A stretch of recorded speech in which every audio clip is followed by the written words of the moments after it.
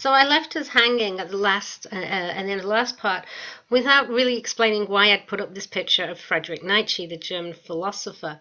Well, in terms of the imperial period, if we look at periodization incorrectly, what we're looking at here is as sort of a progress, a moment of progress in the modern period. And you'll notice that modern is a term that we've really avoided using in this class. And even in our terms of periodization, we call the period from 1500 to 1800 the late agrarian period, rather than the early modern period. And when you change it this way, we think about the production of this period up to 1800, which is agrarian, and then the period afterwards is industrial. We can really see this period after 1800 as early industrial, and also very much as the adolescent modern. The childhood of the modern, therefore, wasn't that long. It was only like 50 years. And so when we look at this period of the modern and think about it as adolescent, it makes sense. And therefore, Nietzsche makes sense. Okay, Nietzsche is still very popular amongst adolescent young men. And he talks about progress and Superman and the privileges of Superman, and that there's certain factions in societies that really are better than others, and therefore they should be allowed to shine, and that society keeps them back. Sounds like every teenage angst-ridden rock song in some ways. So Nietzsche is characteristic of this adolescent modern that sees reassurance and that progress is inevitable and it's always positive, and dismisses the wisdom of elders. And so in this context, we can understand imperialism a little better. It's really not a grown-up cultural movement. It hasn't got a sense of itself. And so the capitalism, nationalism, racism, and civilizationalism, the idea that other people's need realized, can really be looked at as, this sort of gropings of a teenager trying to understand its new world, and not necessarily as thoroughly thought out interactions either by the colonized or by the colonizers themselves. So this in some ways helps us to understand some of these images that we see of colonization. Up at the top here, the key here, the lion, the symbol of Britain, is holding the key to India. And this is the deal that Britain has done with the Egyptians to buy the Suez area so they can lay their communication telegraph cables so they can keep in contact to India, and dig the Suez Canal to physically get stuff to India more easily. So this self-image, this adolescent self-image of the colonized peoples, sees themselves as superior, and therefore as the colonized people as unruly, lazy, ungrateful children. And this is what we see in the poem The White Man's Burden. And here you see this British missionary kindly teaching these children how to tell the time, and they're really not paying very much attention. What does time mean to them after all?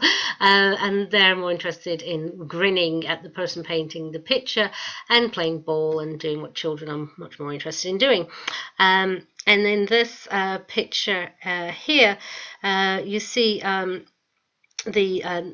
similar thing of John Bull, the symbol of Britishness, and the Uncle Sam here, carrying these baskets full of uncivilized, ungrateful children up the mountain towards civilization. And similarly in the classroom here, Uncle Sam trying to teach the uncivilized people. You can see Cuba here and the Philippines, how to be correctly civilized. Okay, so we can understand these images better if we think about adolescent modern.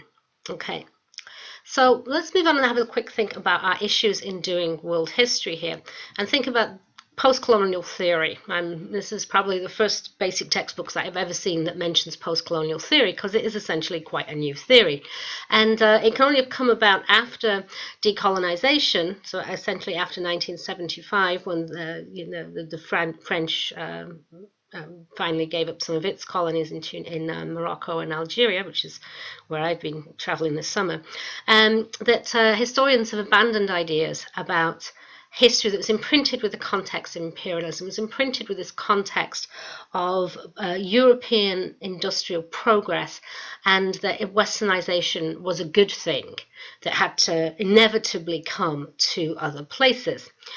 So post-colonial theory tries to rewrite or perhaps unwrite some of the assumptions about the world that were based on these colonial imperialistic theories. And part of this is to emphasize the continued agency of people in the colonial world, not just to write out the colonial experience as one that was dominated by the imperial powers, but the people that was still there still had their own agency and still did things. It wasn't just a sort of interruption, say, in African history, that the Africans had no agency between the period of being colonized and being decolonized. So thinking about the experience in that period, and thinking about what we call subaltern voices, the voices of the colonized, which had been silenced during imperialism, but ironically also the filter by which we can hear those voices is also actually imperialistic, because it was very often recorded within those conditions.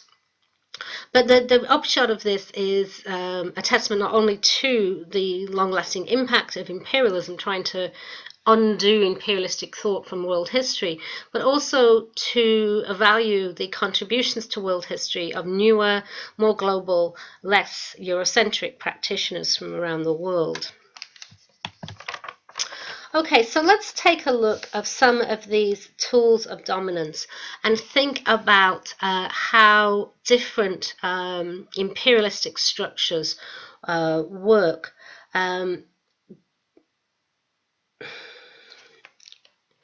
the first place, we have to realize that the demographic situation in the world had changed, that between 1800 and 1900, the amount of European people of European descent in the world had changed from 1 in 5 in 1800 to 1 in 3 by 1900. And a lot of this growth was sucked up by imperialism in one form or another. This also meant there was a larger number of people of European extractors who are of European extraction or descent that are becoming the producers and consumers of goods. And so there's this increased need for raw materials. We also see a lot of European immigrants in this period, 50 million in between 1850 and 1900. And these arrive predominantly in the US and make industrialization of the US possible. It also whitens to a considerable extent America, where African Americans moved from being 1/3 of the population to 1/10 of the population of America in this period. Very, very important to understanding the history of America. So this sort of influx of European immigrants changes the world. We also have a period of rapid communications and new wealth. Steamships make transportation of goods reliable. It's not dependent on the weather anymore. Railways connect agriculture and mining to ports and get materials out there. But more than anything, it's wealth that make direct and indirect rules possible. Wealth provides political leverage. So in places where there are the rule of law and private property and white people available, the political stability, British investment can be not quite so coercive. So British investment disproportionately is the amount of investment in the rest of the world in this period this period until 1900, where the US starts to catch up. But British investment has given US that possibility, not just in its peoples it's been sending over to the US. This is after the War of Independence, of course. So all these influx of 50 million people arrive of European descent, but also that the British are investing disproportionately in the US, in local in industry, because it's something that they can trust. In some ways, they can make capitalist investments that operate in the same kind of framework. Whereas investments in other places, British investments in other places, have to have different stakeholders with the local populace. So we get these different trends, and we're looking at the top here about free trade imperialism. And this happens chiefly in Latin America after the Wars of Independence in Latin America in 1830, where the British and later the US insist on free trade. That means they won't allow the local economies to charge tariffs on imports. Most people charge tariffs on imports because, this is beneficial to the country. When the industrial hierarchies of Britain, and then I said later the US, insist on free trade, insist on privately owned property, that prevent the agrarian hierarchies in Latin America from really getting a fair shake of how they are allowed to industrialize. So the upshot is this imbalance that the agrarian hierarchies of Latin America sell raw materials, whereas Britain pumps in, and the US pumps in manufactured goods, and this leads to debt and economic dependency in the Latin American world, which this is then financed by the industrial corporate-owned banks. Okay, so this is free trade imperialism. It's still imperialism. Okay, semi-sovereign enclaves. This happens, for example, in China in the wake of the Opium Wars. China is still too large and too powerful for Britain to directly take over. So it puts in these ports, these free trade zones, exclusive trade zones, and these zones are not subject to Chinese law and Chinese sovereignty. But it allows both sides, essentially, this extraterritorial legal enclave. What's really happened is that they've attached a cancer to the side of the agrarian hierarchy of China, and so they're pumping in their goods and sucking out their raw materials through this extraterritorial legal enclave, this trade zone, free trade zone, exclusive trade zone, okay? But this does allow both sides to see what's going on in semi-sovereign enclaves as beneficial. So from the Chinese side, they still see this cultural screen image of their own sovereignty. They see their own imperial control still existing. Excuse me. And but from the other side, from the side of the industrial hierarchy, in this case Britain, it still looks like their corporate spheres are in control. Okay, so both is getting to see what they want to see. The Chinese look to themselves as being magnanimous in allowing this. Sorry, we've just moved on. Look magnanimous in allowing this free trade zone, but the industrial hierarchy see that their free trade and their property rights are being protected too. Okay, so let's move on to indirect rules, and both these rules have more similarity to late agrarian era models than they do to industrial models. So indirect rules operate when there is an implied or real threat to the imperial power. And so what they do here is rule indirectly through the cooperative local leaders. These cooperate local leaders rule on behalf of the industrial hierarchy, basically. The local hierarchies, only really the tops get something out of this. And the problem is that these connections are very unstable, and within these, because they don't share a cultural frame, these are just completely different cultures, and it's just that this, the sort of administration and the corporate sphere are cooperating with its local leaders on individual bases, and it's a very sort of shaky system. And this is the system of the British and Dutch East India companies. In the case of direct rule, and this becomes the most common form of imperialism by the late 19th century, after the scramble for colonial power, of colonial powers for more and more land. And this affects all regions of the world, and it creates these long-standing, well-organized hierarchies.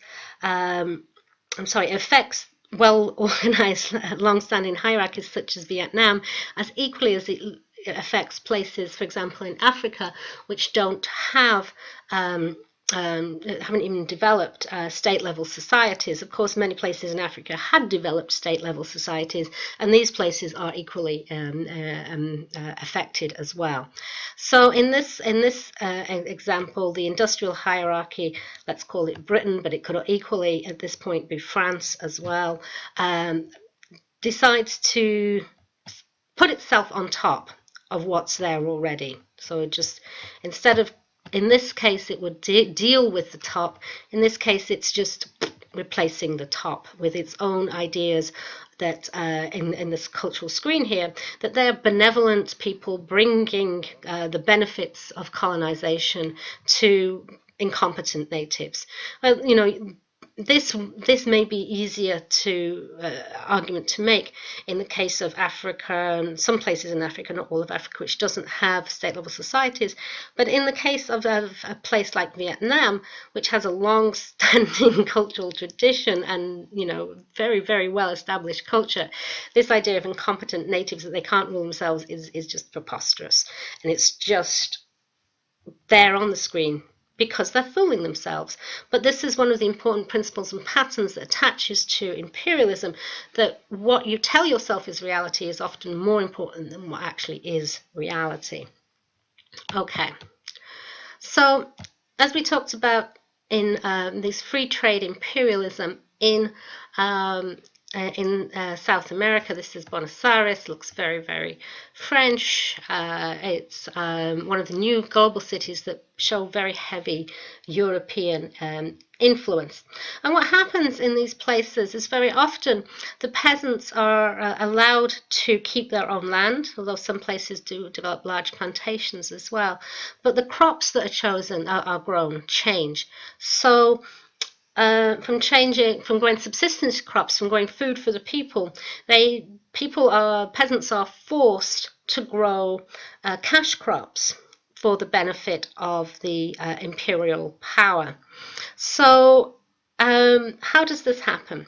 Well, sometimes taxes are imposed, and this, I said, the taxes can come from people that are cooperating with these industrial powers.